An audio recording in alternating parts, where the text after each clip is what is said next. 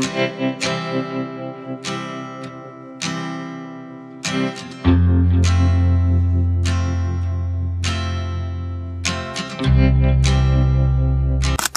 বন্ধুরা পটলগুলো আমার পরিষ্কার করে কেটে নিয়েছি, পরিষ্কার করে কেটে আমি পরিষ্কার করে ধুয়ে নিয়েছি। আর দু মাথা কিন্তু এরকম করে আমি বেশ একটু মানে চিড়ে দিয়েছি, এই যে যাতে নুন মশলা ভালো মতন ঢোকে।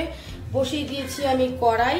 চলো পনির দিয়ে পটলটা কিভাবে রান্না করি সেটা তোমাদেরকে পুরো ভিডিওটা তোমরা দেখো, তাহলে বুঝতে পারবে। চলো কড়াইটা গরম হয়ে গেছে, আমি দিয়ে দিলাম সর্ষের তেল। তেলটা গরম হয়ে গেছে, দিয়ে দিচ্ছি একটা শুকনো লঙ্কা, দিয়ে দিচ্ছি কালো জিরে। আর এবার আমি পটলগুলো তেলে দিয়ে দিচ্ছি। আর এবারে পটলগুলো আমি উল্টে পাল্টে ভালো করে ভেজে নেব।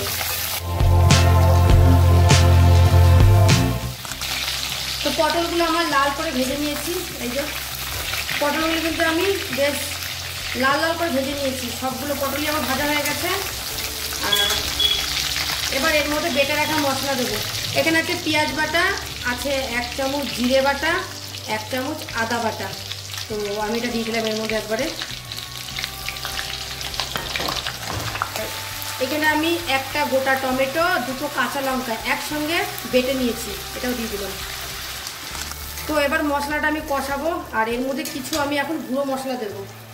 দেবো হচ্ছে হলুদ গুঁড়ো ছোটো চামচের 1 চামচ, দেবো হচ্ছে ধনের গুঁড়ো, স্বাদ মতন লবণ দিয়ে দিচ্ছি। লবণটা আমি অল্পই দিলাম, লাগলে আমি আবার পরে দিয়ে নেব। দিয়ে দিচ্ছি আমি 1/2 চামচের মতন চিনি। চিনিটা না দিলে তরকারিতে কোনো টেস্ট কিন্তু বোঝা যাবে না, মানে ভালো লাগে না। ছোটো চামচের 1 চামচ কাশ্মীরি লঙ্কার গুঁড়ো, কালারটা হওয়ার জন্য।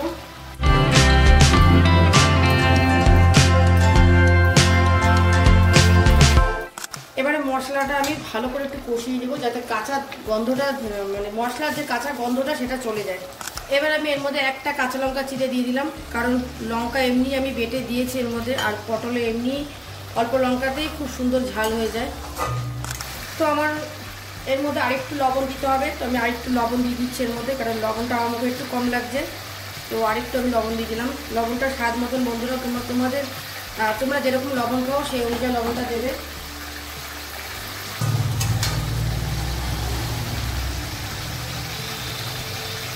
আর এবার আমি দিয়ে দিচ্ছি শাহি গরম মশলার গুঁড়ো, একদম অল্প করে।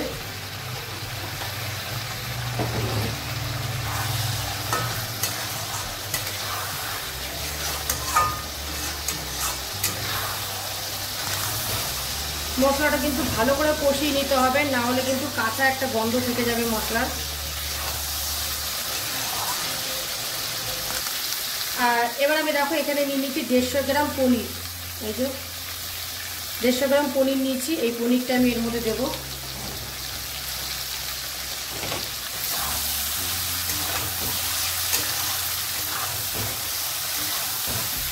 মশলাটা আমার কষানো হয়ে গেছে, আমি সামান্য একটু ভাজা জিরের গুঁড়ো দিয়ে দিলাম। তো আমার মশলা পুরো কষানো রেডি। এবার এর মধ্যে আমি একটু সামান্য অল্প করে জল দিয়ে দেবো, যাতে মশলাটা পুড়ে না যায়। তো দিয়ে দিলাম, একদম অল্প করে আমি জল দিলাম, বেশি জল দেবো না।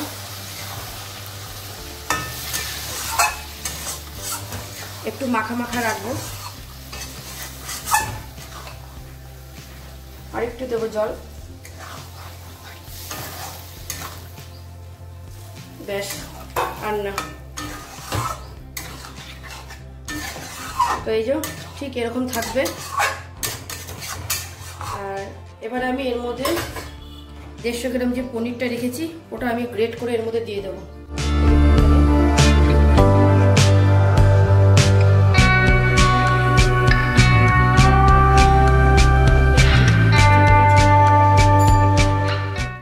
চলো পুরো পনিরটাই আমার এর মধ্যে দেওয়া হয়ে গেল। এবারে এটা একটু নাড়াচাড়া করব, দেখতে কিন্তু দারুণ লাগছে।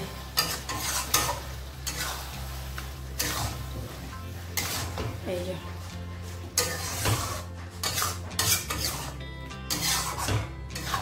তো এটা তো পুরো রেডি। আর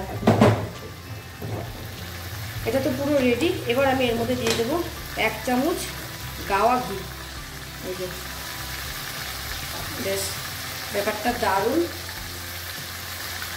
জমে যাবে।